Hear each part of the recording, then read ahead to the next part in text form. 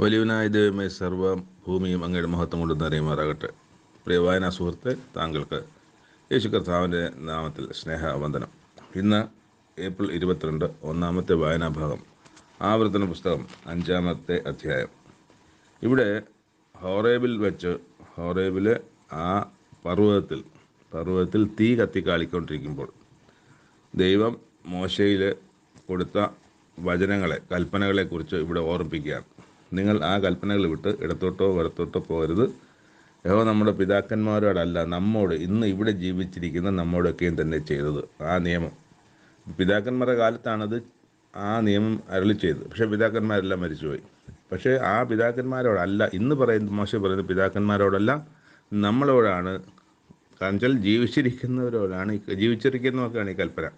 അപ്പോൾ നമ്മളോടാണ് കൽപ്പനകൾ അരുളി ചെയ്തിരിക്കുന്നത് എന്ന് ഓർമ്മിപ്പിക്കുകയാണ്.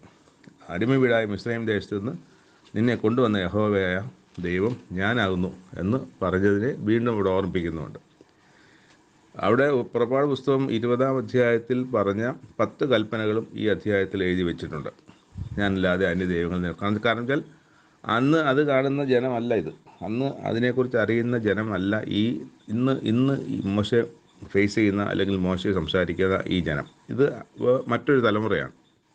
അപ്പോൾ അവരോട് ആ കൽപ്പനകൾ വീണ്ടും ആവർത്തനം, ഈ പുസ്തകത്തിൻ്റെ പേര് പോലെ തന്നെ വീണ്ടും ആവർത്തിച്ച് അവരോട് പ്രസ്താവിക്കുകയാണ്. എല്ലാ കൽപ്പനകളെക്കുറിച്ചും പറയുകയാണ്. ഈ വചനങ്ങൾ യഹോവ പർവ്വതത്തിൽ തീ, മേഘം, അന്ധകാരം എന്നിവയുടെ നടുവിൽ നിന്ന് നിങ്ങളുടെ സർവ്വസഭയോടും അത്യുച്ചത്തിൽ അരുളി ചെയ്തു. ഇതിനപ്പുറം ഒന്നും കൽപ്പിച്ചിട്ടില്ല. അത് 2 കൽപ്പലകയിലാണ് എഴുതിയത്. ആ 2 കൽപ്പനകൾ ദൈവം എൻ്റെ പക്കൽ തന്നു. ഞാൻ നിങ്ങളുടെ അടുക്കൽ വന്നു. നിങ്ങളെല്ലാവരും കൂടെ എൻ്റെ സമീപത്ത് വന്നു. ഇതെല്ലാം പർവ്വതം കത്തിക്കാളുന്നതും അത് കുലുങ്ങുന്നതും എൻ്റെ മുഖത്തെ ശോഭയെല്ലാം കണ്ട് നിങ്ങൾ അടുത്തു വന്നു. നിങ്ങളെന്ന് പറഞ്ഞാൽ നിങ്ങളുടെ മുൻ തലമുറ അടുത്തു വന്നു.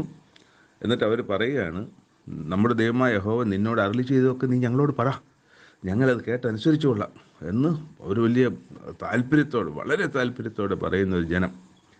അതുകൊണ്ട് താഴെ വായിക്കുന്നത്, അവർക്കും അവരുടെ മക്കൾക്കും എന്നേക്കും നന്നായിരിക്കാൻ അവർ എന്നെ ഭയപ്പെടേണ്ടതിനും എൻ്റെ കൽപ്പനകളൊക്കെയും പ്രമാണിക്കേണ്ടതിനും ഇങ്ങനെയുള്ള ഹൃദയം അവർക്ക് എപ്പോഴും ഉണ്ടായിരുന്നെങ്കിൽ എത്ര നന്ന് എന്ന് ദൈവം പറയുന്നൊരു ഭാഗമാണ് അവിടെ നമ്മൾ വായിക്കുന്നത്. അപ്പോൾ അങ്ങനെ ദൈവം പറയുകയാണ്, ഇവർക്കത് എപ്പോഴും ഈ ഹൃദയം ഇങ്ങനെ തന്നെ ഉണ്ടായിരുന്നെങ്കിൽ എത്ര നന്നാണ്.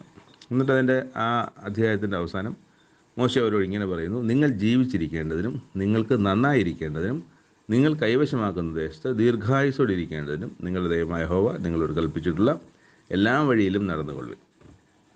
അപ്പോൾ ഇത് ഈ പുതിയ തലമുറയോട് പറയുകയാണ്. പുതിയ തലമുറയുടെ മുമ്പിൽ കുറച്ച് പഴയ തലമുറകൾ പിതാക്കന്മാർ ചെയ്ത ചില പ്രവൃത്തികളുടെയൊക്കെയും ദോഷങ്ങളുടെ ചിത്രം അവരുടെ മുമ്പിലുണ്ട്. അത് അവർക്കറിയാം. ചിലർക്കൊക്കെ പറഞ്ഞു കേട്ടുള്ള അറിവേ ഉള്ളൂ. മറ്റേത് കണ്ടവരും അതിനകത്തുണ്ട്.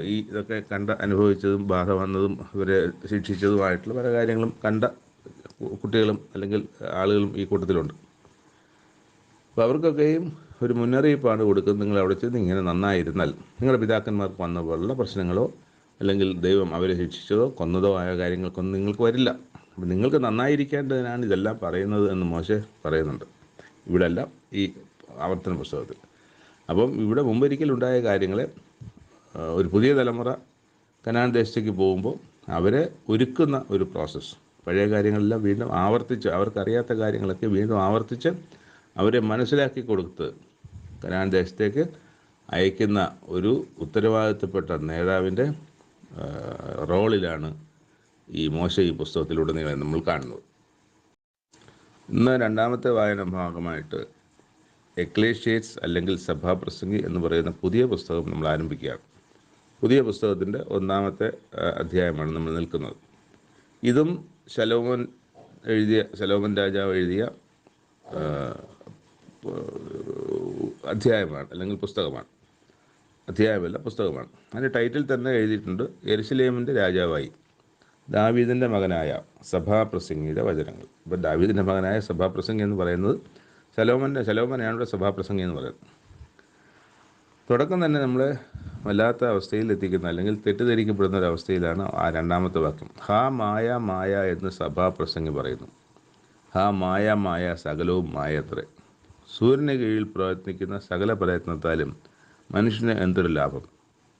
ഒരു തലമുറ വരുന്നു, ഒരു തലമുറ പോകുന്നു, ഭൂമിയോ എന്നേക്കും നിലനിൽക്കുന്നു. സൂര്യൻ ഉദിക്കുന്നു, സൂര്യൻ അസ്തമിക്കുന്നു. ഇത് നൂറ്റാണ്ടുകളായി പ്രോസസ്സ് നടന്നുകൊണ്ടിരിക്കുമ്പോൾ തന്നെ ഇതിനിടയ്ക്ക് മനുഷ്യൻ ജനിക്കുന്നു, മനുഷ്യൻ മരിക്കുന്നു, മനുഷ്യൻ ജനിക്കുന്നു, മനുഷ്യൻ മരിക്കുന്നു. മരിച്ചു കഴിഞ്ഞാൽ അവരെന്ത് ഗുണമുണ്ട്? ഒരു ഗുണമില്ല. 50 വയസ്സോ 60 വയസ്സോ 70 വയസ്സോ 80 വയസ്സോ 100 120 വയസ്സൊക്കെ വരെ ജീവിച്ചിരുന്നിട്ട് അവൻ മരിക്കുന്നു. മരിച്ചു കഴിഞ്ഞാൽ പിന്നെ അവന് പ്രത്യേകിച്ചൊന്നുമില്ല. അപ്പോൾ ഇങ്ങനെ പോകുന്ന അത് മായയാണ്, മായയായ ജീവിതം. അതായത് ഇന്ന് നമ്മൾ കണ്ടുകൊണ്ടിരിക്കുന്ന ആളിനെ നാളെ കാണുന്നില്ല, എങ്ങോട്ട് പോയെന്ന് അറിയുന്നില്ല. അത് മണ്ണിലേക്ക് പോവുകയാണ്. കത്തിച്ചാലും മണ്ണിലേക്കാണ് പോകുന്നത്, ദഹിപ്പിച്ചാലും മണ്ണിലേക്കാണ് പോകുന്നത്. പക്ഷികളെ കൊണ്ട് ഭക്ഷിപ്പിച്ചാലും. അങ്ങ് പറയാൻ കാര്യം 3 തരത്തിലുള്ള അടക്ക ശുശ്രൂഷകളാണ് ലോകത്ത് ഉള്ളത്. ഒന്ന് ദഹിപ്പിക്കുക, ഒന്ന് മണ്ണിൽ കുഴിച്ചിടുക, ഒന്ന് വലിയ പർവ്വതത്തിൻ്റെ മുകളിലൊക്കെ പക്ഷികൾക്ക് ആഹാരമായി വെച്ച് കൊടുക്കുക. പക്ഷി എന്ന് പറഞ്ഞാൽ വലിയ കഴുകൻ പക്ഷികൾക്ക്. ഈ 3 തരത്തിലുള്ള അടക്കങ്ങൾ, ഇതേത് 3 അടക്കങ്ങൾ നടന്നാലും ഇത് അവസാനം എല്ലാ ഭൂമിയിലേക്ക് തന്നെ പോകുന്നത്. പക്ഷിയും മരിച്ച് പക്ഷിയും ചത്തിട്ട് അത് ഭൂമിയിലേക്ക് തന്നെയാണ് പോകുന്നത്. അപ്പോൾ ഇതെല്ലാം ഭൂമിയിലേക്കാണ്. അതുകൊണ്ട് പിന്നെ കാണാനൊക്കത്തില്ല, എങ്ങോട്ട് പോയത് കാണാനൊക്കില്ല. മായയാണ്, മായ. അപ്പോൾ ഈ മായയെക്കുറിച്ചാണ് ഇവിടെ പറഞ്ഞത്. ഇത് ഒരിക്കലും നമ്മൾ തെറ്റിദ്ധരിക്കരുത്. ഇത് മായ എന്ന് പറയുമ്പോൾ സഭാപ്രസംഗി ഇതിനപ്പുറത്ത് നിലനിൽക്കുന്ന ഒരു സംഗതിയെക്കുറിച്ചാണ് മനസ്സിൽ വെച്ചിട്ടാണ് സഭാപ്രസംഗി ഇത് പറയുന്നത്. ഭൂമിയിൽ കാണുന്ന എല്ലാം മായയാണ്, എല്ലാം നശിച്ചു പോകുന്നതാണ്. എന്നാൽ സ്ഥിരമായതും നശിച്ചു പോകാത്തതുമായ കാര്യങ്ങളുണ്ട്. അതിലേക്ക് നമ്മുടെ ശ്രദ്ധയെ കൊണ്ടുവരുന്നതാണ്. അതുകൊണ്ട് ആ ശ്രദ്ധയോടുകൂടി വേണം ഈ പുസ്തകത്തിൻ്റെ വായിക്കാനിരിക്കാൻ. അപ്പോൾ അതിൽ 9-ാമത്തെ വാക്യത്തിൽ ഉണ്ടായിരുന്നത് ഉണ്ടാകുവാനുള്ളതും ചെയ്തു കഴിഞ്ഞത് ചെയ്യുവാനുള്ളതുമാകുന്നു. സൂര്യന് കീഴിൽ പുതുതായി യാതൊന്നുമില്ല. ഇത് പുതിയതെന്ന് പറയത്തക്കവണ്ണം വല്ലതുമുണ്ടോ? അത് മുമ്പേ പണ്ടത്തെ കാലത്ത് തന്നെ അതുണ്ടായിരുന്നു. അപ്പോൾ ഇപ്പം ലേറ്റസ്റ്റ് കണ്ടുപിടുത്തങ്ങൾ AI ആയാലും അതുപോലെ നമ്മുടെ മൊബൈൽ ഫോണൊക്കെ ആയാലും പുതിയ കണ്ടുപിടുത്തങ്ങൾ എന്ന് പറയുമ്പം അത് പുതുതായിട്ട് കണ്ടുപിടിച്ചല്ലല്ലോ എന്നാണ് വചനം പറയുന്നത്. അത് ഈ ഭൂമിയിൽ ഉണ്ടായിരുന്ന സംഗതി തന്നെ. ദൈവം അത് മനുഷ്യന് മറച്ചു വെച്ചിരുന്നതല്ലേ, അല്ലെങ്കിൽ മനുഷ്യനത് കണ്ടുപിടിക്കാൻ കഴിയാതിരുന്നതല്ലേ. അപ്പോൾ ഈ ഭൂമിയിൽ നിന്ന് തന്നെയാണ് ഇതെല്ലാം കണ്ടുപിടിക്കുന്നത്. അപ്പോൾ ഭൂമിയിൽ ഇതുണ്ടായിരുന്നു. ഇതിനെ ചില കാര്യങ്ങൾ അങ്ങോട്ടും ഇങ്ങോട്ടും യോജിപ്പിച്ച് ചില തരംഗങ്ങളും ഒക്കെ അങ്ങോട്ടും ഇങ്ങോട്ടും കണക്ട് ചെയ്ത് വരുന്ന ഒരു ജ്ഞാനത്തിലേക്ക് മനുഷ്യൻ ഉയർന്നപ്പോൾ അപ്പോഴാണ് ഇത് സാധ്യമായതെന്നുള്ളതേ ഉള്ളൂ. ഇതൊന്നും പുതുതായിട്ട് വന്നതല്ല, എല്ലാം ഇവിടെ ഉണ്ടായിരുന്നത് തന്നെ എന്നാണ്. പുരാതന ജനത്തെക്കുറിച്ച് ഓർമ്മയില്ലല്ലോ, വരുവാനുള്ളവരെക്കുറിച്ച് പിന്നത്തേതിൽ വരുവാനുള്ളവർക്കും ഓർമ്മയില്ലല്ലോ, അല്ലേ? നമ്മുടെ അച്ഛനെയോ അമ്മയോ അപ്പൂപ്പനെയോ അപ്പൂപ്പൻ്റെ അപ്പനെയോ ഒക്കെ വരെ അറിയാൻ പറ്റും. അതിന് മുമ്പുള്ള തലമുറയൊന്നും നമുക്കറിയില്ല, നമ്മളവരാരും പറഞ്ഞിട്ടുമില്ല. നമുക്ക് അവരെക്കുറിച്ച് അറിഞ്ഞൂടാ, അവർ ഉണ്ടായിരുന്നോ എന്ന് പോലും അറിഞ്ഞൂടാ. ആ തരത്തിൽ അത് കാര്യം ഉണ്ടായിരുന്നു, ശരി തന്നെയാണ്, നമുക്കറിഞ്ഞൂടാ ഉണ്ടായിരുന്നു എന്നുള്ളത്. അങ്ങനെ മാഞ്ഞു പോകുന്ന ഒരു ജനത്തെ, മാഞ്ഞു പോകുന്ന മനുഷ്യജീവിതത്തെക്കുറിച്ചാണ്. അതായത് ഒരു പ്രത്യേകത ഒന്നുമില്ലാത്ത മൃഗങ്ങളും ഒക്കെ മരിച്ചു പോകുന്നത് പോലെ, അല്ലെങ്കിൽ അതുപോലെ തന്നെ മനുഷ്യനും മരിച്ചു പോകുന്നുള്ളതാണ് ഇവിടെ പറയുന്നത്. അപ്പം അത്ര പ്രസക്തിയില്ലാത്ത ഒരു ജീവിതമായി ആണ് മനുഷ്യജീവിതം എന്ന് പറയുമ്പോൾ. അപ്പോൾ അങ്ങനെ നമ്മുടെ ജീവിതത്തിന് ഒരു പ്രസക്തി ഉണ്ടാക്കണമെങ്കിൽ, നമ്മുടെ ജീവിതത്തിന് ഒരർത്ഥം ഉണ്ടാക്കണമെങ്കിൽ നമ്മൾ ചെയ്യേണ്ട കാര്യങ്ങളുണ്ട് എന്നുള്ളതും ഈ പറഞ്ഞു പോകുന്ന സമയത്ത് സഭാപ്രസംഗി നമ്മളോട് സംസാരിക്കുന്നുണ്ട്. അവസാനത്തെ വാക്യം, ജ്ഞാനബാഹുല്യത്തിൽ വ്യസനബാഹുല്യമുണ്ട്, അറിവ് വർദ്ധിപ്പിക്കുന്നവന് ദുഃഖവും വർദ്ധിപ്പിക്കുന്നു. അപ്പോൾ അറിവ് കൂടുതലായിട്ട് വർദ്ധിക്കുമ്പോൾ ദുഃഖവും വർദ്ധിക്കുന്നു എന്നാണ് പറയുന്നത്. പക്ഷേ നമ്മുടെ ധാരണ എന്താണ്? അറിവ് വർദ്ധിപ്പിക്കുമ്പോൾ കൂടുതൽ മെച്ചവും നന്മയും സന്തോഷവും പണവും സമ്പത്തും ഒക്കെ ഉണ്ടാകുമെന്നാണല്ലോ. ഇതൊക്കെ ഉണ്ടാകുമില്ലെന്നല്ല, പക്ഷെ അതിൻ്റെ ഒരു വ്യസനം എന്ന സംഗതി അതിൻ്റെ പുറത്തുണ്ട്, വ്യസനബാഹുല്യമുണ്ട്. ഇപ്പോൾ ഒരു ഉദാഹരണം പറഞ്ഞാൽ, ആറ്റം വിഘടിക്കുന്നതിനെ സംബന്ധിച്ച് കണ്ടുപിടിച്ചത്, ആറ്റത്തിൻ്റെ സെപ്പറേഷൻ അല്ലെങ്കിൽ അതിൻ്റെ വിഘടനം, അത് കണ്ടുപിടിച്ചത് പലതരത്തിലുള്ള സയൻറ്റിഫിക് ആയിട്ടുള്ള കാര്യങ്ങൾക്ക്, അതുപോലെ തന്നെ രോഗസൗഖ്യത്തിനൊക്കെയും തന്നെയുള്ള പല ടെക്നോളജികൾ ഡെവലപ്പ് ആകാൻ ഉള്ള സാധ്യതയുള്ളതാണ്. അതൊക്കെയും ചെയ്തിട്ടുണ്ട്. പക്ഷേ അതോടൊപ്പം തന്നെ ഹിരോഷിമയിലും നാഗസാക്കിയിലും ഇട്ട ബോംബും ഈ കണ്ടുപിടുത്തത്തിൻ്റെ പരിണതഫലമാണ്. അപ്പോൾ അറിവ് വർദ്ധിപ്പിക്കുന്നത് ദുഃഖവും ദുരന്തവും ഉണ്ടാക്കുന്നു. ദുഃഖമെന്ന് ഇവിടെ പറഞ്ഞിട്ട് ഞാൻ ദുരന്തം എൻ്റെ വായിൽ നിന്ന് പറഞ്ഞാണ്. ദുഃഖമുണ്ടാക്കുന്നതാണ് എന്ന് പറയുന്നുണ്ട്. അപ്പോൾ ഈ അന്നൊന്നും ഇത്തരം കണ്ടുപിടുത്തങ്ങളൊന്നും ഇല്ലല്ലോ. അന്നുള്ളത് ഇപ്പം ഒരു വാള് അല്ലെങ്കിൽ ഒരു വീട്ടിൽ ഇത് ഉണ്ടാക്കാനുള്ളൊരു കത്തി, ഒരു കത്തി കണ്ടുപിടിച്ചു. കത്തി എന്തിനാണ്? പച്ചക്കറി അരിയാനും ഒക്കെ ആയിട്ടുണ്ടാക്കിയ കത്തി. അത് ഒരാളുടെ കഴുത്ത് എരിയുമ്പോൾ അവിടെ ദുഃഖമുണ്ടാവും. അപ്പം അങ്ങനെ ഈ ജ്ഞാനവും അറിവും കണ്ടുപിടുത്തങ്ങളും ഒക്കെ ദുഃഖവും വരുത്തി വെക്കുന്നതാണെന്നാണ് സഭാപ്രസംഗി പറയുന്നത്. അങ്ങനെ ഈ ഒന്നാമത്തെ അധ്യായം ഇവിടെ അവസാനിക്കുകയാണ്. മൂന്നാമത്തെ വായനാഭാഗം യോഹന്നാൻ എഴുതിയ സുവിശേഷം, അതിൻ്റെ 17-ാമത്തെ അധ്യായം. അതിലൊരു പ്രധാനപ്പെട്ട കാര്യം പറയാൻ ആഗ്രഹിക്കുകയാണ്. ആദ്യം അതിൻ്റെ 3-ാമത്തെ വാക്യം, 17-ാം അധ്യായത്തിൻ്റെ യോഹന്നാൻ 17:3. അവിടെ ക്രിസ്തു തന്നെ പറയുന്ന വാക്കാണിത്: ഏകസത്യദൈവമായ നിന്നെയും നീ അയച്ചിരിക്കുന്ന യേശു ക്രിസ്തുവിനെയും അറിയുന്നത് തന്നെ നിത്യജീവനാകുന്നു. ഈ നിത്യജീവൻ്റെ ഭാഗം നിൽക്കട്ടെ. ആദ്യം ഏകസത്യദൈവമായ നിന്നെയും നീ അയച്ചിരിക്കുന്ന യേശു ക്രിസ്തുവിനെയും അറിയുക എന്നുള്ള കാര്യത്തെ സംബന്ധിച്ച് പറയാം. അപ്പോൾ ഏകസത്യദൈവമായ നിന്നെ അറിയുക, നീ അയച്ച യേശു ക്രിസ്തുവിനെ അറിയുക എന്നുള്ളത് രണ്ടായിട്ടാണോ അറിയേണ്ടത്, അതോ രണ്ടും ഒരാളായിട്ടാണോ അറിയേണ്ടത്? നമ്മുടെ മുമ്പിലൊരു ചോദ്യമാണ്. യേശു ക്രിസ്തുവാണ് പറയുന്നത്, ദൈവത്തെക്കുറിച്ച് അറിയണം, എന്നെക്കുറിച്ച് അറിയണം എന്ന് പറയുമ്പോൾ നമ്മുടെ രണ്ടുപേരെക്കുറിച്ചാണോ അതോ ഒരാളിനെ കുറിച്ച് അറിയണമെന്നാണ് പറയുന്നത്. അവിടെ രണ്ട് വ്യത്യസ്ത വ്യക്തികളാണ്. ദൈവം തന്നെയാണ്, മനുഷ്യൻ തന്നെയാണ്. അപ്പം ദൈവം എന്ന സർവശക്തനായ, അത്ഭുതവാനായ, സർവ്വത്തിൻ്റെ സൃഷ്ടാവായ യഹോവ എന്ന നാമമുള്ള ദൈവത്തെ അറിയണം. ആ ദൈവം അയച്ച എന്നെ, പുത്രനെ അറിയണം. ഇത് രണ്ടുപേരെ അറിയുന്നതാണ് നിത്യജീവൻ എന്നും പറയുന്നുണ്ട്. നമുക്കറിയാം, നിത്യജീവൻ പ്രാപിക്കുന്നതിന് അറിവ് അല്ലല്ലോ പറയുന്നത്, വിശ്വാസമല്ലേ നമ്മളെ നിത്യജീവനിലേക്ക് നയിക്കുന്നത്. നിത്യജീവനിലേക്ക് നയിക്കുന്നത് നമ്മുടെ വിശ്വാസമാണ്. ദൈവത്തിലുള്ള വിശ്വാസം, ദൈവത്തിൻ്റെ കൽപ്പനകളിലുള്ള വിശ്വാസം, ദൈവത്തിൻ്റെ വാഗ്ദത്തത്തെക്കുറിച്ചുള്ള വിശ്വാസം, ആ വിശ്വാസപ്രകാരം നമ്മൾ ചെയ്യേണ്ട പ്രവർത്തികൾ, ഇതൊക്കെയാണ് നമ്മളിവിടെ എത്തിക്കുന്നത്. പക്ഷെ ഇവിടെ പറയാണ് അറിയുന്നതാണ് നിത്യജീവൻ. അപ്പം നമ്മുടെ ഒരുപാട് കാര്യങ്ങൾ നമ്മൾ വിശ്വസിക്കുന്നുണ്ട്. നമ്മുടെ അപ്പൻ ഇന്നയാളെന്ന് വിശ്വസിക്കുന്നുണ്ട്. നമ്മൾ ഒരു മുറിവ് വന്നാൽ രക്തം വരും, ആ രക്തത്തിൽ നിറം ചുവപ്പാണെന്ന് വിശ്വസിക്കുന്നുണ്ട്. ഒരടി കൊണ്ടാൽ നോവുമെന്ന് വിശ്വസിക്കുന്നുണ്ട്. പിന്നെ ഇവിടെ നിന്ന് കോഴിക്കോട് ബസ്സിൽ ടിക്കറ്റ് എടുത്ത് കയറിയാൽ കോഴിക്കോട് എത്തുമെന്ന് വിശ്വസിക്കുന്നുണ്ട്. വിശ്വസിക്കുകയാണ് നമ്മൾ അതിനകത്ത് കയറുന്നത്. ഡൽഹിക്ക് പോകുന്ന ഒരു ട്രെയിനിൽ നമ്മൾ കയറണമെങ്കിൽ ഡൽഹിയിൽ അത് എത്തുമെന്ന് വിശ്വാസം ഉള്ളതുകൊണ്ടാണ് കയറുന്നത്. ഈ വിശ്വാസമൊക്കെ എവിടെ നിന്നാണ് വരുന്നത്? ഈ വിശ്വാസം ബേസിക്കലി ഒറ്റ സംഗതിയിലേ ഉള്ളൂ, അത് അറിവിൽ നിന്നാണ് വരുന്നത്.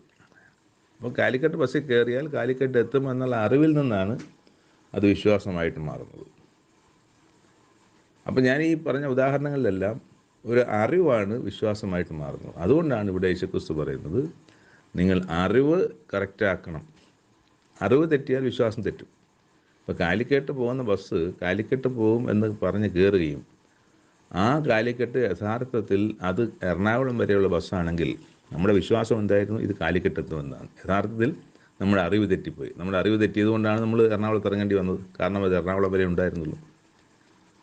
അപ്പം ടിക്കറ്റ് എടുക്കും, അതൊക്കെ ഇത് വരും. ഞാൻ ആ ഉദാഹരണത്തിന് വേണ്ടി പറഞ്ഞോളൂ. ടിക്കറ്റ് എടുക്കുമ്പോൾ കണ്ടക്ടർ പറയും ഇത് കാലിക്കട്ട് പോകത്തില്ല, അത് ശരിയാണ്. പക്ഷേ അവിടെ പറഞ്ഞൊരു ഉദാഹരണമാണ്. കാലിക്കട്ട് പോകും എന്ന് പറഞ്ഞ് കയറിയ ബസ് കാലിക്കട്ട് പോകത്തില്ല, അത് എറണാകുളത്ത് ഇറങ്ങേണ്ടി വരും നമ്മൾ. പക്ഷേ നമ്മൾ വിശ്വസിച്ചത് എന്താണ്? കാലിക്കട്ട് പോകുമെന്നാണ്. അവിടെ എന്താണ് പറ്റിയത്? നമ്മുടെ അറിവ് തെറ്റിപ്പോയി. വിശ്വാസം തെറ്റിയപ്പോൾ നമ്മൾ കാലിക്കട്ട് എത്തിച്ചേർന്നില്ല. അതുപോലെ തന്നെയാണ് യേശുക്രിസ്തുവിനെക്കുറിച്ച് അറിയേണ്ടതുപോലെ അറിയുകയും സർവശക്തനായ ദൈവത്തെ അറിയേണ്ടതുപോലെ അറിയുകയും ചെയ്തില്ലെങ്കിൽ അത് നിങ്ങളുടെ വിശ്വാസത്തെ ബാധിക്കും. ദൈവത്തെക്കുറിച്ച് തെറ്റായ അറിവാണെങ്കിൽ തെറ്റായ വിശ്വാസം, ക്രിസ്തുവിനെക്കുറിച്ച് തെറ്റായ അറിവാണെങ്കിൽ തെറ്റായ വിശ്വാസം. ഇന്ന് ലോകം മുഴുവൻ ദൈവത്തെക്കുറിച്ചും ക്രിസ്തുവിനെക്കുറിച്ചും തെറ്റായ അറിവുകളിലാണ് നിൽക്കുന്നതെന്നുള്ളത് പ്രത്യേകം ഈ വാക്യം മുൻനിർത്തി പറയുവാൻ ആഗ്രഹിക്കുകയാണ്. അപ്പം അവിടെ നിന്ന് ദൈവത്തെയും യേശുക്രിസ്തുവിനെയും കുറിച്ച് എന്താണോ വചനം ഈ പുസ്തകത്തിൽ പറഞ്ഞിരിക്കുന്നത് അവരെക്കുറിച്ച് അറിയേണ്ടതുപോലെ അറിയുകയും അത് വിശ്വസിക്കുകയും ചെയ്യുമ്പോൾ വിശ്വാസം നമ്മുടെ പ്രതിഫലത്തിന് അടിസ്ഥാനമായിരിക്കുന്നത് ശരിയാവും. അപ്പോൾ അറിവ് തെറ്റാതിരിക്കണമെങ്കിൽ നമ്മൾ പുസ്തകം തുറന്നു വെച്ച് പുസ്തകം വായിച്ച് മനസ്സിലാക്കണം. അത് വായിച്ച് മനസ്സിലാക്കുമ്പോൾ അറിവുള്ള ആരോടെങ്കിലും ചോദിക്കണം, മനസ്സിലായില്ല എന്നുണ്ടെങ്കിൽ. അപ്പോൾ ഈ വചനം തന്നെ പറയുന്നുണ്ട്, ഒന്നോടൊന്ന് പരിശോധിച്ചിട്ട് ഞാൻ ഇതാകുന്നു കണ്ടു. ഒരു വാക്യം ഒരിടത്ത് കണ്ടിട്ട് അതിൽ അല്ല, അതിന് പകരമായി മോശയുടെ ന്യായപ്രമാണ പുസ്തകങ്ങളിലും പ്രവാചക പുസ്തകങ്ങളിലും സങ്കീർത്തനങ്ങളിലും ഒക്കെ എവിടെയെങ്കിലുമൊക്കെ ആ വാക്യത്തിൻ്റെ യഥാർത്ഥ സത്യം ഉണ്ടാവും. ആ സത്യം മനസ്സിലാക്കാൻ ശ്രമിച്ച് ആ വിശ്വാസത്തിലേക്ക് വന്ന് ആ വിശ്വാസപ്രകാരം വാഗ്ദത്തം പ്രാപിക്കാൻ വേണ്ടി ഒരുങ്ങുന്നതാണ് എപ്പോഴും നല്ലത്. അല്ലെങ്കിൽ വാഗ്ദത്തം നമ്മൾ പുറത്തു പോകും. നമ്മൾ വിശ്വാസം, അറിവ് തെറ്റാണെങ്കിൽ വിശ്വാസം തെറ്റും. വിശ്വാസം തെറ്റിയാൽ പ്രതിഫലം നഷ്ടപ്പെട്ടു പോകും എന്നുള്ളതാണ് ഏറ്റവും അപകടകരമായ സംഗതി. എന്നാൽ താഴോട്ട് വായിക്കുമ്പം എന്നിട്ട് അത് കഴിഞ്ഞിട്ട് പറയുകയാണ്, ഇപ്പോൾ പിതാവേ, ലോകമുണ്ടാകും മുമ്പേ എനിക്ക് നിൻ്റെ അടുക്കൽ ഉണ്ടായിരുന്ന മഹത്വത്തിൽ എന്നെ നിൻ്റെ അടുക്കൽ മഹത്വപ്പെടുത്തണം. അപ്പോൾ ഇവിടെ ലോകമുണ്ടാകും മുമ്പേ എനിക്കെന്ന് പറയുമ്പോൾ ലോകമുണ്ടാകും മുമ്പേ ഞാൻ ഉണ്ടായിരുന്നു എന്നുള്ള തെറ്റിദ്ധാരണയാണ് അവിടെ വരുന്നത്. ഉണ്ടായിരുന്നതിന് മുമ്പേ ഞാനുണ്ടെന്ന് അവിടെ പറയുന്നില്ല. ലോകമുണ്ടാകുന്നതിന് മുമ്പേ എനിക്ക് നിൻ്റെ മുമ്പിൽ ഉണ്ടായിരുന്ന മഹത്വം എന്നാണ്. ഇപ്പോൾ ലോകമുണ്ടായിരുന്നതിന് മുമ്പ് തന്നെ യേശുക്രിസ്തുവിനെ കുറിച്ചുള്ള പദ്ധതിയും യേശുക്രിസ്തുവിന് ഉണ്ടാകേണ്ട മഹത്വത്തെക്കുറിച്ചും ഒക്കെ ദൈവത്തിൻ്റെ പദ്ധതിയിലുണ്ട്, ദൈവത്തിൻ്റെ മനസ്സിലുണ്ട്, ദൈവത്തിൻ്റെ അറിവിലുണ്ട്. അതുകൊണ്ട് അത് വായിച്ചിട്ടൊരിക്കലും യേശുക്രിസ്തു പണ്ടേ ഉണ്ടായിരുന്നു എന്ന് തെറ്റിദ്ധരിക്കരുത് എന്നുള്ളതാണ്. നീ ലോകത്തിൽ നിന്ന് എനിക്ക് തന്നിട്ടുള്ള മനുഷ്യർക്ക്, ശിഷ്യന്മാരെക്കുറിച്ച് മാത്രമാണ് ഈ അധ്യായത്തിൽ പറയുന്നത് കേട്ടോ. ഞാൻ നിൻ്റെ നാമം വെളിപ്പെടുത്തിയിരിക്കുന്നു, അവർ നിനക്കുള്ളവരായിരുന്നു, നീ അവരെ എനിക്ക് തന്നു, അവർ നിൻ്റെ വചനം പ്രമാണിച്ചിരിക്കുന്നു, നീ എനിക്ക് തന്നതെല്ലാം എൻ്റെ പക്കൽ നിന്ന് നീ എനിക്ക് തന്നതെല്ലാം നിൻ്റെ പക്കൽ നിന്ന് ആകുന്നു എന്ന് അവർ ഇപ്പോൾ അറിഞ്ഞിരിക്കുന്നു. ആ ശിഷ്യന്മാരെ കുറിച്ചാണ്. നീ എനിക്ക് തന്ന വചനം ഞാൻ അവർക്ക് കൊടുത്തു, അവർ അത് കൈക്കൊണ്ടു, ഞാൻ നിൻ്റെ അടുക്കൽ നിന്ന് വന്നിരിക്കുന്നുവെന്ന് സത്യമായിട്ട് അറിഞ്ഞ് നീ എന്നെ അയച്ചു എന്ന് വിശ്വസിച്ചുമിരിക്കുന്നു. അപ്പം ശിഷ്യന്മാരെക്കുറിച്ചുള്ള ഒരു സാക്ഷ്യമാണ് ഇവിടെ യേശുക്രിസ്തു പറയുന്നത്. ഇവിടെ പറയാം, ഞാൻ അവർക്ക് വേണ്ടി അപേക്ഷിക്കുന്നു, ലോകത്തിന് വേണ്ടിയല്ല, ലോകത്തിലുള്ള ആർക്കും വേണ്ടിയല്ല ഞാൻ ഇപ്പോൾ അപേക്ഷിക്കുന്നു. ഇപ്പോൾ ഞാൻ അവർക്ക് വേണ്ടിയാണ് അപേക്ഷിക്കുന്നത്. നീ എനിക്ക് തന്നിട്ടുള്ളവർ നിനക്കുള്ളവർ ആകേണ്ടതിന്. എനിക്ക് തന്നിട്ടുള്ള നിനക്കുള്ളവർ ആകെ കൊണ്ട് അവർക്ക് വേണ്ടി എത്രയും ഞാൻ അപേക്ഷിക്കുന്നത്. എൻ്റേത് എല്ലാം നിൻ്റേതും നിൻ്റേത് എൻ്റേതും ആകുന്നു. ഞാൻ അവരിൽ മഹത്വപ്പെട്ടിരിക്കുന്നു. ഇനി ഞാൻ ലോകത്തിലിരിക്കുന്നില്ല, ഇവരോ ലോകത്തിലിരിക്കുന്നു. അതുകൊണ്ടാണ് പ്രാർത്ഥിക്കുന്നത്. ഞാൻ അവരുടെ കൂടെ ഇല്ലതാനും. ഞാൻ നിൻ്റെ അടുക്കൽ വരുന്നു. പരിശുദ്ധ പിതാവേ, അവർ നമ്മെപ്പോലെ ഒന്നാകേണ്ടതിന് നീ എനിക്ക് തന്നിരിക്കുന്ന നിൻ്റെ നാമത്തിൽ അവരെ കാത്തുകൊള്ളണം. അപ്പോൾ അതാണ് പരിശുദ്ധ പിതാവേ, നമ്മൾ രണ്ടും ഒന്നായിരിക്കുന്നത് പോലെ അവരും ഒന്നാകേണ്ടതിന്, നമ്മെപ്പോലെ ഒന്നാകേണ്ടതിന് നീ അവരെ എനിക്ക് തന്നിരിക്കുന്ന നാമത്തിൽ അവരെ കാത്തുകൊള്ളണം. അപ്പോൾ അവിടെ നമ്മൾ വായിച്ചിട്ടുണ്ട്, ഞാനും പിതാവും ഒന്നാകുന്നു എന്ന വാക്യം നമ്മൾ വായിച്ചിട്ടുണ്ട്. അപ്പോൾ ഞാനും പിതാവും ഒന്നാകുന്നു എന്ന വാക്യം നമ്മൾ ലോകം പറയുന്ന പോലെ രണ്ടുപേരും ഒന്നാണ്. യേശു തന്നെ ദൈവം തന്നെ യേശു എന്ന് പറയുന്നതാണെങ്കിൽ, ഇവിടെ പറയുകയാണ് നമ്മൾ ഒന്നായിരിക്കുന്നത് പോലെ അവർ നമ്മെപ്പോലെ ഒന്നാകേണ്ടതിന്. അപ്പം ഈ ശിഷ്യന്മാരും യേശുവും ദൈവവും എല്ലാം ദൈവമാകുമോ? അപ്പോൾ അവിടെ എന്താണ് ഈ ഒന്നാകുന്നതെന്നുള്ളത് നമ്മൾ മനസ്സിലാക്കണം. നമ്മൾ മനസ്സിലാക്കാതെ നേരത്തെ വായിച്ചതുപോലെ അറിവ് തെറ്റിപ്പോകുന്നതിൻ്റെ വിഷയങ്ങളാണ്. അത് തെറ്റായ അറിവ് വിശ്വസിക്കുന്നു എന്നുള്ളതാണ്. പിതാവേ, അവർ നമ്മെപ്പോലെ ഒന്നാകേണ്ടത് നീ എനിക്ക് തന്നിരിക്കുന്ന നിൻ്റെ നാമത്തിൽ അവരെ കാത്തുകൊള്ളണം. അപ്പോൾ നമ്മൾ രണ്ടും ഒന്നായിരിക്കുന്നത് എങ്ങനെയാണ്? ലക്ഷ്യത്തിൽ, ഉദ്ദേശത്തിൽ, പദ്ധതിയിൽ, അവസാനത്തെ സംബന്ധിച്ച് എന്ത് ചെയ്യണം, അവസാനം എന്തായിത്തീരണം എന്നുള്ളതിനെക്കുറിച്ച് എനിക്ക് നിനക്ക് നമ്മൾ വ്യത്യസ്ത അഭിപ്രായമില്ല, വ്യത്യസ്ത പദ്ധതിയുമില്ല, വ്യത്യസ്ത ലക്ഷ്യവുമില്ല. അതുപോലെ തന്നെ ആയിരിക്കണം അവരുടെ ചിന്തകളിലും ദൈവത്തിൻ്റെ ചിന്തയുടെ തുടർച്ചയായ എൻ്റെ പദ്ധതിയിലും ചിന്തയിലും ലക്ഷ്യത്തിലും അവരും ആ ലക്ഷ്യത്തിലേക്ക് തന്നെ നടക്കുവാൻ ഇടയാകണമെന്നാണ് വാക്കുന്നത്. അതിൻ്റെ താഴോട്ട്, ഞാൻ അവർക്ക് നിൻ്റെ വചനം കൊടുത്തിരിക്കുന്നു, ഞാൻ ലൗകികനല്ലാത്തതുപോലെ അവരും ലൗകികന്മാരല്ലായതുകൊണ്ട് ലോകം അവരെ പകച്ചു. അവരെ ലോകത്തിൽ എടുക്കണമെന്നല്ല, ദുഷ്ടൻ്റെ കയ്യിൽ അകപ്പെടാതെ അവരെ കാത്തുകൊള്ളണമെന്നത്രേ ഞാൻ പ്രാർത്ഥിക്കുന്നത്. നിൻ്റെ വചനം സത്യമാകുന്നു. നീ എന്നെ ലോകത്തിലേക്ക് അയച്ചതുപോലെ ഞാൻ അവരെയും ലോകത്തിലേക്ക് അയക്കുന്നു. അപ്പം നീ എന്നെ ലോകത്തിലേക്ക് അയച്ചത് സ്വർഗത്തിൽ നിന്ന് അയച്ചതല്ല, ഭൂമിയിൽ നിന്ന് തന്നെയാണ് അയച്ചത്. അതുപോലെ തന്നെ അവരെയും ഈ ഭൂമിയിൽ നിന്ന് ഞാൻ ഈ ഭൂമിയിലേക്ക് തന്നെ അയക്കുകയാണ്. അതാണ് ക്രിസ്തു അടുപ്പുണ്ട്. അപ്പോൾ അതുകൊണ്ടാണ് ഞാൻ അവർക്ക് വേണ്ടി പ്രാർത്ഥിക്കുന്നത്. അവർ പിന്നെ ഞാൻ അവരുടെ കൂടെ ഇല്ല, ഇന്നിപ്പോൾ ഉള്ളതുപോലെ അവരുടെ കൂടെ ഇല്ലാത്തൊരു കാലം വരികയാണല്ലോ. അപ്പോൾ അവിടെ അവരെ കാത്തുകൊള്ളു. അപ്പോൾ പിന്നെ ഒരു കാര്യം പറഞ്ഞു, ഇവർക്ക് വേണ്ടി മാത്രമല്ല, ഇവരുടെ വചനത്താൽ എന്നിൽ വിശ്വസിപ്പാനിരിക്കുന്നവർക്ക് വേണ്ടിയും ഞാൻ അപേക്ഷിക്കുന്നു. അപ്പോൾ ഇവർക്ക് വേണ്ടി മാത്രമല്ല, ഇവരുടെ വചനത്താൽ, അപ്പോൾ ഈ അപ്പോസ്തലന്മാരുടെ വചനത്താൽ വിശ്വസിച്ചവരുണ്ട്, അവരിൽ നിന്ന് അടുത്ത തലമുറയിൽ വിശ്വസിച്ചു. ഇങ്ങനെ വിശ്വാസം കൈമാറി വന്ന് ഇപ്പോൾ എൻ്റെയും എന്നെ കേൾക്കുന്ന താങ്കളുടെയും മുമ്പിലാണ് ഇതിരിക്കുന്നത്. അപ്പം യേശുക്രിസ്തു എനിക്കും താങ്കൾക്കും വേണ്ടിയും കൂടി ഇവിടെ പ്രാർത്ഥിച്ചിരുന്നു എന്നുള്ള ഒരു സന്തോഷമാണ് എനിക്കെപ്പോഴും ഈ വാക്ക് വായിക്കുന്നത്. എനിക്ക് വേണ്ടി ക്രിസ്തു പ്രാർത്ഥിച്ചിരുന്നുവല്ലോ എന്ന് പറയുന്ന ആ സത്യം. അപ്പോൾ അവിടെ ഇവർക്ക് വേണ്ടി മാത്രമല്ല, ഇവരുടെ വചനത്താൽ എന്നിൽ വിശ്വസിക്കാനിരിക്കുന്നവർക്ക് കൂടിയും ഞാൻ പ്രാർത്ഥിക്കുന്നു. എന്നിട്ട് പറയുന്നുണ്ട്, നീ എന്നെ അയച്ചിരിക്കുന്നുവെന്ന് ലോകം വിശ്വസിപ്പാൻ അവർ എല്ലാവരും ഒന്നാകേണ്ടതിന്. കണ്ടോ, അപ്പം ഞാനും പിതാവും ഒന്നാകുന്നു, ഞാനും പിതാവും എൻ്റെ ശിഷ്യന്മാരും ഒന്നാകണം. അതുപോലെ പിന്നെ ആ ശിഷ്യന്മാരാൽ ഈ വചനം കേട്ട് വിശ്വസിക്കുന്ന ആളുകൾ എന്ന് ലോകം വിശ്വസിപ്പാൻ അവർ എല്ലാവരും ഒന്നാകേണ്ടതിന്, പിതാവേ നീ എന്നിലും ഞാൻ നിന്നിലും ആകുന്നത് പോലെ അവരും നമ്മിലാകേണ്ടതിന് തന്നെ. അപ്പം ഇവിടെ ഞാനും പിതാവ് മാത്രമല്ല ആകുന്നത്, ഞാനും പിതാവും ഒന്നാകുന്നു എന്നുള്ളത് സത്യം.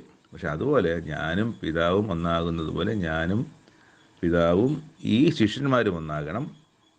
പിന്നെ അവരെ കേട്ടുവരുന്ന പുതിയ ആൾക്കാർ, ഓരോ തലമുറയിലുമുള്ള ആൾക്കാർ, ആ വിശ്വാസത്തിലേക്ക് വരുന്ന ആൾക്കാർ, അവരും അപ്പോസ്തലന്മാരും ഞാനും പിതാവും ഒന്നാകേണ്ടതിന് എന്നുള്ളതാണ് ഇവിടെ പറയുന്നത്. അതുകൊണ്ട് എന്നിട്ട് അതിൻ്റെ 23 അവസാനം പറയുന്നുണ്ട്, നാം ഒന്നായിരിക്കുന്നത് പോലെ അവരും ഒന്നാകേണ്ടതിന്, ഞാൻ അവരിലും നീ എന്നിലുമായി അവർ ഐക്യത്തിൽ തികഞ്ഞവരായിരിക്കേണ്ടതിന്. അപ്പോൾ ഈ ഐക്യമാണ് ഒന്നായിരിക്കുക എന്ന് പറയുന്നത്. നമ്മൾ ഒന്നാണ്, ഒറ്റക്കെട്ടാണ് എന്ന് പറയുന്ന ഭാഗമാണിത്. യേശുവും പിതാവും ഒറ്റക്കെട്ടാണ്, അവരൊരു ഒറ്റ ടീമാണ്. അതുപോലെ യേശുവും ദൈവവും ശിഷ്യന്മാരും ഒറ്റക്കെട്ടാകണം എന്നാണ് ക്രിസ്തുവിൻ്റെ പ്രാർത്ഥന. അതുപോലെ ദൈവവും യേശുക്രിസ്തുവും അപ്പോസ്തലന്മാരായി ഈ തലമുറ വരെയും കേട്ട് വിശ്വസിക്കുന്ന ആളുകളും എല്ലാവരും ഒറ്റക്കെട്ടായിരിക്കണം. ഇതാണ് അതിൻ്റെ ആശയം. അതാണ് ഒന്നായിരിക്കുന്നു എന്ന്, ഞാനും പിതാവും ഒന്നാകുന്നു എന്ന് പറഞ്ഞ് ഞങ്ങളൊരു ടീമാണ്, ഞങ്ങൾ ഒറ്റക്കെട്ടാണ്.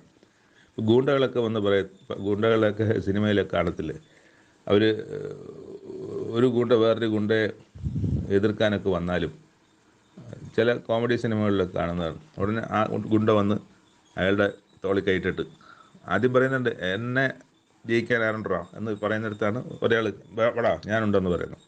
അപ്പോൾ അവർ നിന്നിട്ട് അവൻ്റെ തോളിലിട്ട് കൈയിട്ടിട്ട് ഞങ്ങൾ ജയിക്കാൻ ആരുണ്ടോ എന്ന് പറയുന്ന ഭാഗമാണ്. അപ്പോൾ ഈ ഐക്യത്തെക്കുറിച്ചാണ് അവിടെ ഞാനും പിതാവും ഒന്നാകുന്നു എന്ന് പറയുന്നത്.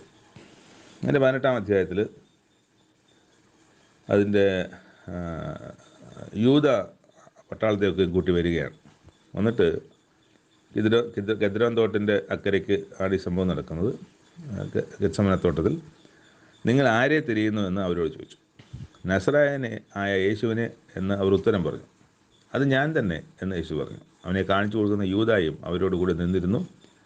ഞാൻ തന്നെ എന്ന് അവരോട് പറഞ്ഞപ്പോൾ അവർ പിൻവാങ്ങി നിലത്ത് വീണു. അപ്പം യേശുക്രിസ്തു അന്വേഷിച്ച് നടക്കുന്ന പടയാളികളൊക്കെ ആണെങ്കിലും അവർക്ക് യേശുക്രിസ്തുവിനെ കുറിച്ച് കൽപ്പനയുടെ അടിസ്ഥാനത്തിൽ അവർ വരുന്നു എന്നുള്ളതാണ്. പക്ഷേ അവർക്ക് യേശുക്രിസ്തുവിനെ കുറിച്ച് കേട്ടറിവുകൾ ഒരുപാടുണ്ട്. അവർ കണ്ടിട്ടില്ലായിരിക്കാം യേശുക്രിസ്തു ആരാണെന്നും യേശുക്രിസ്തുവിൽ നിന്ന് ഉണ്ടാകുന്ന അത്ഭുതങ്ങൾ എന്താണെന്നും യേശുക്രിസ്തു ദൈവത്തിൽ നിന്ന് അയക്കപ്പെട്ടവനാണെന്നും ഒരു പ്രവാചകനാണെന്നും വലിയ ബഹുമാനം അവരുടെ ഹൃദയത്തിലുണ്ട്. അതുകൊണ്ട് അവർ പുറകോട്ട് വാങ്ങി നിലത്ത് വീണു എന്നാണ് വായിക്കുന്നത്. നിങ്ങൾ ആരെ തിരിയുന്നു എന്നവർ പിന്നെയും അവരോട് ചോദിച്ചു.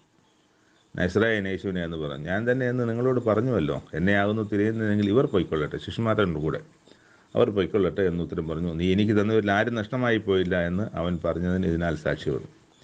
നീ എനിക്ക് തന്നവരിൽ ആരും നഷ്ടമായി പോയിട്ടില്ല എന്ന് ക്രിസ്തു മുമ്പ് പറഞ്ഞത് ഇപ്പോൾ ഇവിടെ നിർത്തിയാകുകയാണ്.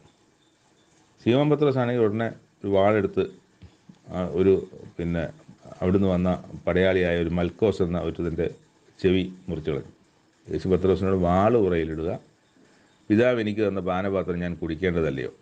എന്നിട്ട് ആ ചെവി നന്നായി കൊടുക്കുന്നുണ്ട്, ശരിയായി കൊടുക്കുന്നുണ്ട്. അവിടെ ഒരു അത്ഭുതം നടക്കുന്നുണ്ട്. പക്ഷെ അത് ഈ പുസ്തകത്തിൽ കാണുന്നില്ല. അത് വേറെ പുസ്തകത്തിൽ, സുവിശേഷത്തിൽ അതും എഴുതിയിട്ടുണ്ട്. ലൂക്കോസിലാന്ന് തോന്നുന്നു. അതുകൊണ്ട് അപ്പോൾ പട്ടാളവും സഹസ്രാധിപനും യഹൂദന്മാർ ചേവമനെ യേശുവിനെ പിടിച്ചു. ഒന്നാമത് ഹന്നാവിൻ്റെ അടുക്കൽ കൊണ്ടുപോയി. ഹന്നാവിൻ്റെ അടുക്കൽ കൊണ്ടുപോകാൻ കാരണം ആ വർഷത്തെ പുരോഹിതനായിരുന്നു. അന്നത്തെ 2 പുരോഹിതന്മാർ, അതിൽ കയ്യഫാവും ഹന്നായും. ഹന്ന എന്ന് പറയുന്നത് കയ്യഫാവിൻ്റെ അമ്മായിയപ്പനായിരുന്നു.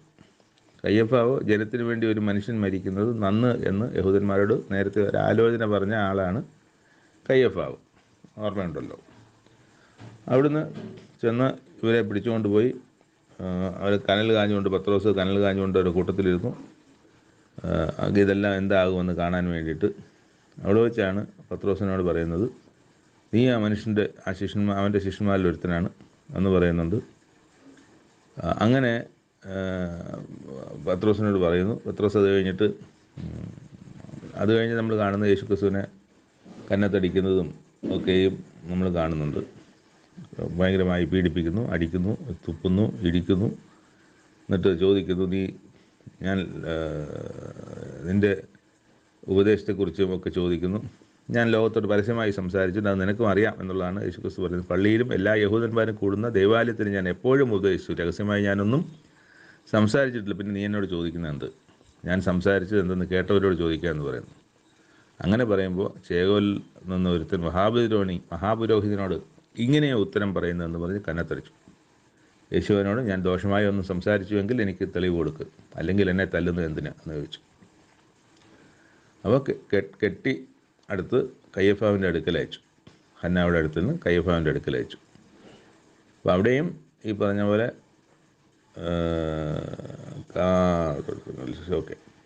ശിവൻ പത്രോസ് തീ കാഞ്ഞിരിക്കുമ്പോൾ നീയും അവൻ്റെ ശിഷ്യന്മാരിൽ ഒരുത്തനല്ലേ എന്ന് ചിലർ അവനോട് ചോദിച്ചു. അല്ലല്ല, ഞാൻ അവൻ്റെ കൂടെ ഉള്ളവനല്ല എന്ന് പത്രോസ് രണ്ടാമതും പറയുന്നുണ്ട്. പിന്നെ നമ്മൾ കാണുന്നത് യേശുവിനെ കയ്യഫാവിൻ്റെ അടുക്കൽ നിന്ന് ആസ്ഥാനത്തിലേക്ക് കൊണ്ടുപോയി. ഞങ്ങൾ അശുദ്ധമാകാതെ പെസഹ കഴിപ്പത്തക്കവണ്ണം ആസ്ഥാനത്തിൽ കടന്നില്ല. അവർ ഈ മനുഷ്യൻ്റെ നേരെ എന്ത് കുറ്റം ബോധിപ്പിക്കുന്നുവെന്ന് ചോദിച്ചു. കുറ്റക്കാരനല്ലാഞ്ഞു എങ്കിൽ ഞങ്ങൾ അവനെ നിൻ്റെ പക്കൽ ഏൽപ്പിക്കുകയില്ലല്ലോ എന്ന് അവിടെ കയ്യഫാവ് അവിടുത്തെ ആസ്ഥാനത്തിൽ ചെന്നുമ്പോൾ കാണുകയാണ്. ആസ്ഥാനത്തിൽ ആരാണ്? പീലാത്തോസാണുള്ളത്. അപ്പോൾ ഇവർക്ക് ശിക്ഷ വിധിക്കാൻ കയ്യഫാവിനോ ഹന്നാവിനോ കഴിയില്ല. കാരണം ഇന്ന് റോമാ സാമ്രാജ്യത്തിൻ്റെ കീഴിലാണ് യഹൂദ എന്ന രാജ്യം. അങ്ങനെയാണ് പീലാത്തോസിൻ്റെ അടുക്കൽ കൊണ്ടുപോകുന്നത്. പീലാത്തോസിൻ്റെ അടുക്കൽ കൊണ്ടുപോയെന്ന് അവിടെ വെച്ച് കുറ്റം ബോധിപ്പിക്കുന്നു. ഇവരെന്ത് കുറ്റം കൊണ്ടാണ് ഇവിടെ വന്നത്? കുറ്റമില്ലെങ്കിൽ ഞങ്ങൾ നിൻ്റെ അടുത്ത് കൊണ്ടുവരുമോ എന്നാണ് അടുത്ത മറുപടി. നിങ്ങൾ അവനെ കൊണ്ടുപോയി നിങ്ങളുടെ ന്യായപ്രമാണം വിധിപ്പിക്കും. ഇതിനിടയ്ക്ക് ഉള്ള കാര്യങ്ങളൊന്നും അവിടെ എഴുതിയിട്ടില്ല. പല പ്രാവശ്യം ചോദിക്കുന്നു. യേശുക്രിസ്തുവിനോട് കാര്യങ്ങൾ ചോദിക്കുന്നു. ഇതിലൊന്നും ഞാൻ കുറ്റം കാണുന്നില്ല എന്ന് പറഞ്ഞ് കൈ കഴുകുന്ന ഭാവമൊക്കെ ഉണ്ട്. എന്നിട്ട് അവർ പറയാം, നിങ്ങൾ അവനെ കൊണ്ടുപോയി നിങ്ങളുടെ ന്യായപ്രമാണ പ്രകാരം വിധിപ്പിൻ. ഒരിക്കലും അങ്ങനെയും ചെയ്യാൻ പാടില്ല. കാരണം റോമർക്ക് നിയമമുണ്ട്. റോമാ നിയമത്തിൻ്റെ അടിസ്ഥാനത്തിൽ വേണം കുറ്റം വിധിക്കാനും ശിക്ഷിക്കാനും. ഇവിടെ കുറ്റമൊന്നും കണ്ടിട്ടില്ല എന്ന് പീലാത്തോസ് വഴി അവനെ സ്വതന്ത്രനായി വിട്ടയക്കേണ്ടതാണ്. എന്നാൽ അവിടെ ചെയ്യാൻ പാടില്ലാത്ത പ്രകാരം നിങ്ങളുടെ ന്യായപ്രമാണം വിധിപ്പിൻ എന്ന് പറഞ്ഞ് അയച്ചു. മരണശിക്ഷയ്ക്കുള്ള അധികാരം ഞങ്ങൾക്കില്ല എന്ന് പറഞ്ഞു. മരണശിക്ഷയ്ക്ക് അധികാരം ഞങ്ങൾക്കില്ല. റോമാ സാമ്രാജ്യത്തിൻ്റെ കീഴിൽ മരണത്തിന് ശിക്ഷ വിധിക്കാൻ ഞങ്ങൾക്ക് അധികാരമില്ലല്ലോ. അതുകൊണ്ടാണ് ഇവരെ ഇവിടെ കൊണ്ടുവന്നത്, പീലാത്തോസിൻ്റെ അടുക്കൽ കൊണ്ടുവന്നത്. എന്നിട്ട്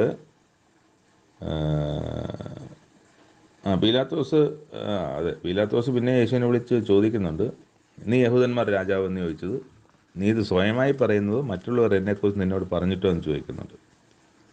പീലാത്തോസ് അതിനുത്തരമായി, ഞാൻ യഹൂദനാണോ നീ പറയുന്ന പോലെ വിശ്വസിക്കാൻ? ഞാൻ യഹൂദനല്ല. നിങ്ങൾ യഹൂദന്മാർ വിശ്വസിച്ചാൽ മതി, എന്നെ അതിന് കിട്ടത്തില്ല എന്നുള്ള ആശയമാണ് അവിടെ. നിൻ്റെ ജനവും മഹാപുരോഹിതന്മാരുമാണ് നിന്നെ എൻ്റെ കയ്യിൽ ഏൽപ്പിച്ചിരിക്കുന്നത്. നീ എന്ത് ചെയ്തു എന്ന് ചോദിച്ചതിന് യേശു, എൻ്റെ രാജ്യം ഐഹികമല്ല. എൻ്റെ രാജ്യം ഐഹികമായിരുന്നുവെങ്കിൽ എന്നെ യഹൂദന്മാരുടെ കയ്യിൽ നിന്ന് ഏൽപ്പിക്കാതെ വണ്ണം എൻ്റെ ചേകവർ പോരാടുമായിരുന്നു. പക്ഷേ എൻ്റെ രാജ്യം ഐഹികമല്ല. ഐഹികമെന്ന് വെച്ചാൽ ഭൗമികമല്ല എന്നർത്ഥം. ഈ ഭൂമിയിലെ ഒരു ദൈവരാജ്യത്തെക്കുറിച്ചാണ്, അല്ലെങ്കിൽ ദൈവത്തിൻ്റെ രാജ്യത്തെക്കുറിച്ചാണ് ഞാൻ രാജാവാണെന്ന് പറഞ്ഞിരുന്നെങ്കിൽ എൻ്റെ ചേവകർ അവരോട് പോരാടുമായിരുന്നു. ആ പോരാട്ടത്തിന് ജയിക്കുമായിരുന്നു. ഞാൻ രാജാവ് തന്നെയായിരുന്നു. പക്ഷേ ഞാൻ എൻ്റെ രാജ്യം ഐഹികമല്ല, അല്ലെങ്കിൽ ഭൗമികമല്ല എന്ന് പീലാത്തോസിന് ഉത്തരം പറയുന്നുണ്ട്. എന്നാൽ നീ രാജാവ് തന്നെ അല്ലേ എന്ന് പറഞ്ഞ യേശു, നീ പറഞ്ഞതുപോലെ ഞാൻ രാജാവ് തന്നെ. സത്യത്തിൽ സാക്ഷി നിൽക്കേണ്ടത് ഞാൻ അതിനായി ലോകത്തിൽ വന്നിരിക്കുന്നു.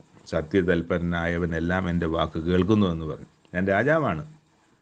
അത് നിങ്ങൾ ഈ കാണുന്ന ഭൂമിയിലെ രാജാക്കന്മാരെ പോലെ ഒരു രാജാവല്ല. യഹൂദന്മാർ രാജാവ് തന്നെയാണ് ഞാൻ. അങ്ങനെ തന്നെയാണ്, അതിനുവേണ്ടി തന്നെയാണ് എന്നെ അയച്ചിരിക്കുന്നത്. അപ്പോൾ നമ്മൾ മനസ്സിലാക്കണം, യേശുക്രിസ്തു രാജാവായി വരുന്നൊരു കാലത്തിനായി കാത്തിരിക്കുകയാണ് ദൈവജനം എന്നുള്ളത്. അപ്പോൾ അങ്ങനെ യേശുക്രിസ്തുവിന് വീണ്ടും ഇവിടെ ഭൂമിയിൽ വരും. ഭൂമിയിൽ വന്ന് രാജാവാകും. ആ രാജാവാകണമെങ്കിൽ ഇവിടെ ഒരുപാട് ക്രമീകരണങ്ങൾ ചെയ്യാനുണ്ട്. ഇവിടുത്തെ നിയമ സംഹിതകളെല്ലാം തോൽപ്പിക്കേണ്ടത്, വലിയ യുദ്ധങ്ങൾ നടത്തേണ്ടതുണ്ട്. ഇതെല്ലാം നടത്തി വേണം വളരെ ദീർഘമായ കാലം കൊണ്ട് മാത്രമേ യേശുക്രിസ്തു ഇവിടെ രാജാവായി വരുന്ന ഒരു അവസ്ഥയിലേക്ക് എത്തിക്കാൻ സാധിക്കുകയുള്ളൂ. അപ്പോൾ അവിടെ പറയാൻ ഞാൻ അവനിലൊരു കുറ്റവും കാണുന്നില്ല എന്ന് പൗലോസ്. അത് ഇവിടെ തന്നെ ഉണ്ട് ഈ ഭാഗത്ത്. ഞാൻ അവനിൽ ഒരു കുറ്റവും കാണുന്നില്ല. എന്നാൽ പെസഹയിൽ ഞാൻ നിങ്ങൾക്ക് ഒരുത്തനെ വിട്ടുതരുന്ന പതിവുണ്ടല്ലോ. ബറബാസ് എന്നൊരുത്തൻ ജയിലിലുണ്ട്. അപ്പോൾ അവനെ വിട്ടുതരണോ, യേശുവിനെ വിട്ടുതരണോ എന്ന് ചോദിച്ചപ്പം ബറാബാസിനെ മതി, യേശുവിനെ വിട്ടുതരണ്ട. യേശുവിനെ എന്ത് ചെയ്യണമെന്ന് വേറെ സ്ഥലത്ത് ചോദിക്കുന്നുണ്ട്. അവിടെ അത് താഴോട്ട് ഉണ്ട്. അവിടെ അടുത്ത അധ്യായത്തിലാണ്, 19-ാം അധ്യായത്തിലാണ്. അത് നമുക്ക് നാളെ വായിക്കാനുള്ളതാണ്. അവിടെ വിട്ടിട്ട് ഈ മനുഷ്യൻ എന്ത് ചെയ്യണമെന്ന് ചോദിക്കുമ്പോൾ അവർ പറയുന്നുണ്ട്, അവനെ ക്രൂശിക്കുക എന്ന് ജനം നിലവിളിച്ചു അവനെ ക്രൂശിക്കുക. അപ്പം കുറ്റം ചെയ്ത ബറാബാസിനെ വിട്ടയക്കുകയും കുറ്റമൊന്നുമില്ലാത്ത യേശുക്രിസ്തുവിനെ ക്രൂശിക്കണമെന്ന് ജനം ആർത്തു വിളിക്കുകയും ചെയ്യുന്ന ഒരു ചിത്രമാണ് നമ്മൾ കാണുന്നത്. അങ്ങനെയാണ് അവരുടെ ഇഷ്ടപ്രകാരം പീലാത്തോസ് യേശുക്രിസ്തുവിനെ കുറ്റം വിധിച്ച് ശിക്ഷയ്ക്ക്, മരണത്തിന് ഏൽപ്പിച്ച് കൊടുക്കുന്നത്. 3 വായനാഭാഗങ്ങൾ ഇന്നത്തെ ഇവിടെ അവസാനിക്കുകയാണ്. കേട്ട താങ്കൾക്ക് കാര്യങ്ങൾക്ക് കുറച്ചുകൂടെ വ്യക്തതയുണ്ടായി എന്ന് വിചാരിക്കുന്നു. ദൈവത്തിൻ്റെ സഹായം എപ്പോഴും കൂടെ ഉണ്ടാകട്ടെ. മുമ്പ് പറഞ്ഞതുപോലെ തന്നെ അറിവ് തെറ്റിയാൽ വിശ്വാസം തെറ്റും. വിശ്വാസം തെറ്റിയാൽ ദൈവത്തിൻ്റെ വാഗ്ദത്തം പ്രാപിക്കാനൊക്കെയില്ല. അതുകൊണ്ട് അറിവ് ശരിയാക്കുക എന്നുള്ളത്, നമ്മൾ കേട്ടറിഞ്ഞ കാര്യങ്ങളായിരിക്കാം പലതും. എന്നാൽ ആ കേട്ടറിഞ്ഞ കാര്യങ്ങൾ ബൈബിളിലുണ്ടോ എന്ന് പരിശോധിക്കുകയും ആ പരിശോധിക്കുന്ന പ്രകാരം ലഭിക്കുന്ന ഉത്തരപ്രകാരം ആ തെറ്റുകൾ കണ്ടാൽ, നമ്മുടെ നേരത്തെയുള്ള അറിവിലും വിശ്വാസത്തിലും പോരായ്മകളുണ്ടെന്ന് മനസ്സിലായാൽ, ശരിയല്ല എന്ന് മനസ്സിലായാൽ, ബൈബിളിലെ അറിവിലേക്കും വിശ്വാസത്തിലേക്കും വരുവാനുള്ള താഴ്മ, സറണ്ടർ. കാരണം സറണ്ടർ ആകുന്ന ഒരിക്കലും മനുഷ്യൻ്റെ മുമ്പിലല്ല, ദൈവത്തിൻ്റെ മുമ്പിലാണ് എന്ന് ഓർക്കുക. അങ്ങനെ ദൈവത്തിൻ്റെ മുമ്പിൽ സറണ്ടർ ആയിക്കൊണ്ട് ഈ ദൈവം വച്ചിരിക്കുന്ന സമ്മാനം, പ്രതിഫലം, വാഗ്ദത്തം പ്രാപിക്കുവാൻ അനുഗ്രഹം ഇടയാകട്ടെ എന്നുകൂടി ഈ സമയം ആശംസിക്കുകയും പ്രാർത്ഥിക്കുകയും ചെയ്യുന്നു. കേട്ടിരുന്നതിന് പ്രത്യേകമായ നന്ദി. ദൈവനാമം മഹത്വപ്പെടുമാറാകട്ടെ.